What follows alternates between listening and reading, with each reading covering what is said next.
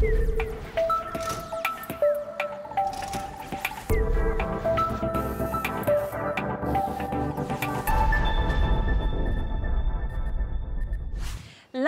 de la lumière, la nouvelle application de Paris In Group ou encore la robotisation des solutions des agences de voyage.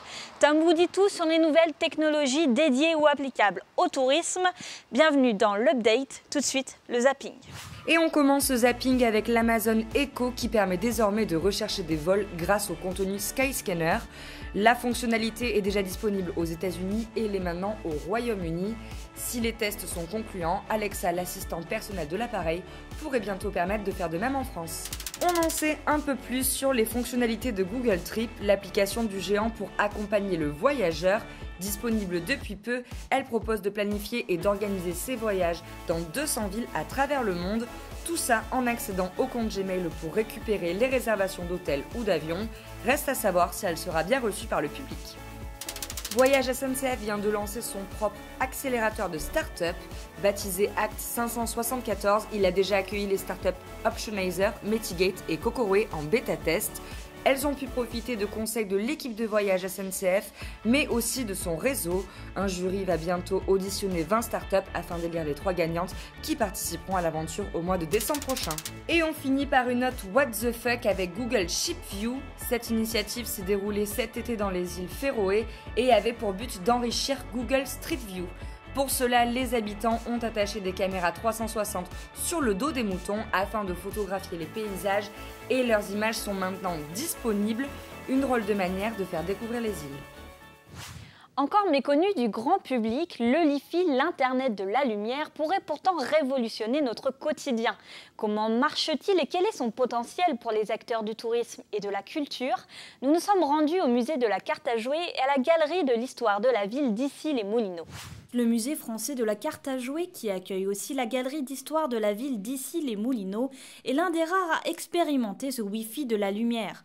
Au début de l'année, 10 points ont été installés lors d'une exposition sur la scène et les impressionnistes, afin de proposer un autre support que des audioguides. Alors, on a un véritable problème, une contrainte dans ce musée. C'était une sorte de grande cage de Faraday, puisque nos plafonds sont constitués de résilles métalliques qui empêchent l'installation d'un Wi-Fi de manière assez simple et sans avoir un rayonnement trop important. Donc, il nous fallait trouver une solution technique qui puisse faire passer une information donc par onde, mais de manière différente que le Wi-Fi. Donc ça, c'est le premier point, la contrainte. Mais après, il y avait une envie aussi, c'était de faire une information qui était ciblée. On ne voulait pas d'une information qui soit totalement généralisée, et donc qui ne permette pas finalement d'apporter un vrai regard nouveau, une vraie augmentation de visites comme on le souhaitait. Grâce à un financement public, le musée a déjà commencé à installer un des 10 points Li-Fi qui seront présents dans l'espace sur l'aviation et les records réalisés dans la ville. 10 autres seront installés pour les expositions, avec toujours cette volonté de géocontextualiser l'information. Donc nous avons voulu donner une information supplémentaire sur cet événement grâce à ce point Li-Fi. Et en s'approchant, tout simplement, donc on a le déclenchement du commentaire et du contenu. Pour mettre en place cette technologie, le musée a travaillé avec OLEDcom. Son fondateur est l'un des pionniers du Li-Fi et nous explique concrètement son fonctionnement. Alors ça marche un peu, si vous vous rappelez, quand vous étiez enfant, que vous faisiez du morse optique en allumant et en éteignant une lampe torche pour envoyer un message. Donc c'est comme du morse optique, sauf qu'au lieu de le faire manuellement, ce sont les ordinateurs qui vont faire ce morse optique, ce clignotement à très haute vitesse, 1 million de fois par seconde, de manière à transmettre des informations. Donc au lieu d'utiliser la radio pour transporter de l'information, comme dans le Wi-Fi, on va utiliser la lumière pour transporter l'information. Chaque point lumineux va être un point d'accès à une source d'information. En plus de proposer des avantages en matière de sécurité, car il est impossible de capter les informations à moins de se trouver sous la lumière, le Li-Fi présente des avantages en matière de santé et d'économie d'énergie. Selon OLEDcom, son installation peut être rentabilisée en 3 ou 4 ans. On la considère comme green pour 2 raisons. La première raison, c'est qu'elle utilise la LED, et la LED, c'est déjà 80% d'économie d'énergie par rapport aux éclairages anciens. Le second point, c'est qu'elle n'émet pas d'ondes radio. Donc elle est green dans le sens où il n'y a pas de doute ou de risque sur la santé. Aujourd'hui, vous avez à peu près 14 milliards d'ampoules de points lumineux sur la planète, et il y a un taux de changement Donc les éclairages anciens sont supprimés petit à petit et remplacés par de la LED. Donc nous, ce qu'on dit, c'est au lieu de mettre simplement de la LED, mettez de la LED Li-Fi parce que vous allez vraiment pouvoir apporter des services supplémentaires pour un coût supplémentaire qui reste marginal. Si le public semble bien accueillir cette technologie, des freins techniques persistent. OLEDcom est en discussion avec des constructeurs de smartphones pour un déploiement plus large. Comme la technologie Wi-Fi à l'époque, vous vous rappelez, on avait des clés Wi-Fi, après on a eu les clés 3G, 4G. Le Li-Fi suit la même route, c'est-à-dire qu'aujourd'hui on a des clés Li-Fi qu'on met sur les mobiles et dès que la technologie sera intégrée par un fabricant de téléphones portables, là on pourra commencer à toucher tout le monde avec cette technologie. Le Li-Fi représente donc un grand potentiel pour les acteurs du tourisme et de la culture. Il n'a pas pour vocation à remplacer le Wi-Fi, mais vient s'ajouter aux autres moyens de communication. D'ici 2020, toutes les villes devront supprimer les lampes à gaz et beaucoup se penchent en faveur de la LED. On ne devrait donc pas finir d'en entendre parler. Parisine Group est gestionnaire et investisseur dans l'hôtellerie. Aujourd'hui, la société se diversifie en lançant une solution mêlant blockchain et prédictif. Tom a rencontré Grégory Pourrin pour en savoir plus. Bonjour Grégory Pourrin, vous êtes le directeur général de Parisine Group. Vous lancez une nouvelle solution. De quoi s'agit-il et comment s'appelle-t-elle? Bonjour Guillaume Poulain. Merci beaucoup. Effectivement, Parisine Group a décidé de lancer une application qui se nomme WIN et qui a pour objectif de fédérer autour d'elle l'ensemble des acteurs du tourisme afin de pouvoir construire sur mesure et anticiper les différentes demandes, différents besoins du client. L'idée est assez simple sur la base d'une blockchain qu'on nomme Block Travel, de pouvoir anticiper et de pouvoir construire de manière prédictive le voyage sur mesure du client de demain. Comment ça se passe?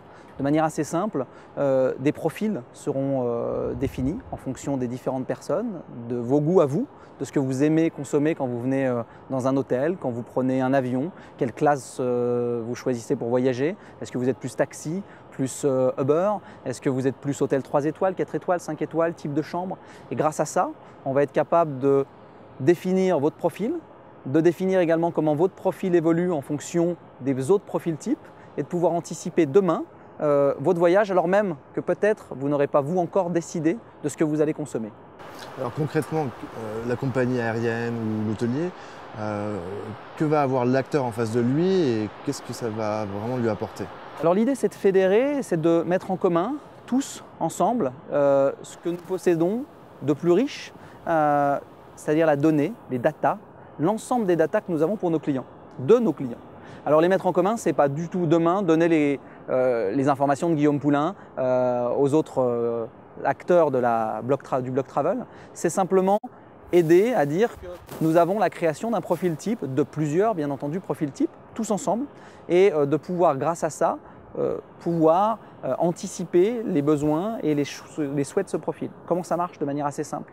On va interagir tous ensemble et pouvoir suivre l'évolution de nos clients, des profils de nos clients à l'intérieur de la totalité de son voyage, de ses consommations. Ça va à ce qu'il consomme en termes de loisirs, en termes de visites, mais également en termes de consommation en magasin, de souvenirs, de tout ce qui va de près ou de loin toucher son voyage pendant qu'il est hors domicile.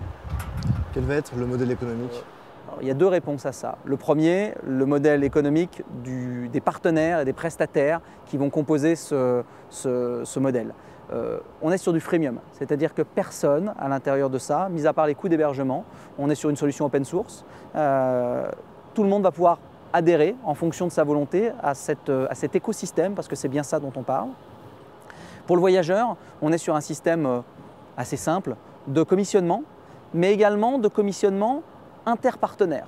C'est-à-dire que demain, le voyageur qui va consommer du taxi ou qui va consommer une visite au Louvre, parce qu'elle va lui avoir été recommandée à un moment par un des partenaires, le partenaire en question va pouvoir percevoir une commission et donc ainsi améliorer lui aussi son revenu, alors même qu'à l'heure d'aujourd'hui, quand il fait de la recommandation, il ne touche pas forcément quelque chose.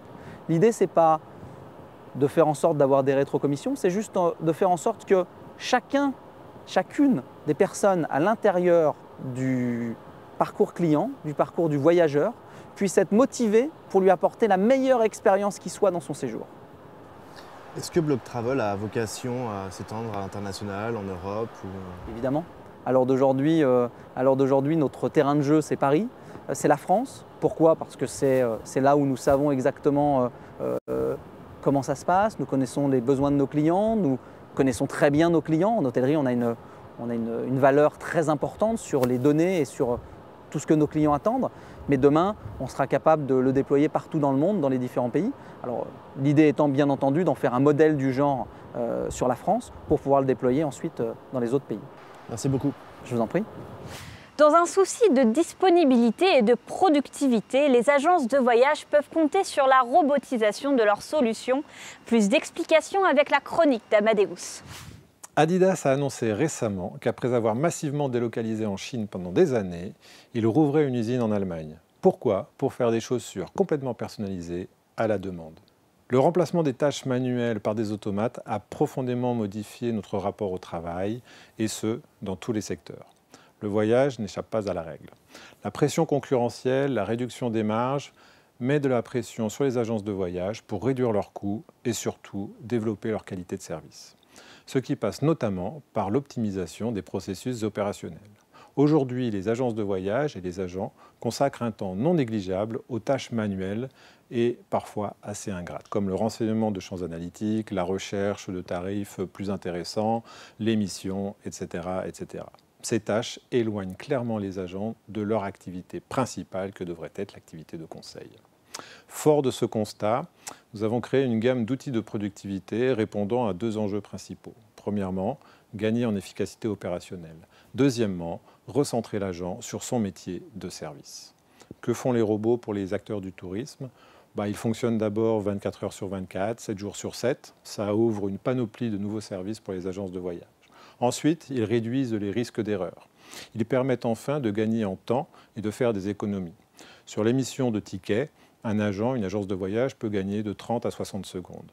Sur la réémission d'un billet, une agence peut gagner jusqu'à 20 minutes d'économie par dossier. Cette automatisation se fait au bénéfice de l'agent et des agents. L'agent est libéré des tâches ingrates et peut se recentrer sur son métier essentiel, sur ses aspirations fortes que sont le conseil aux voyageurs.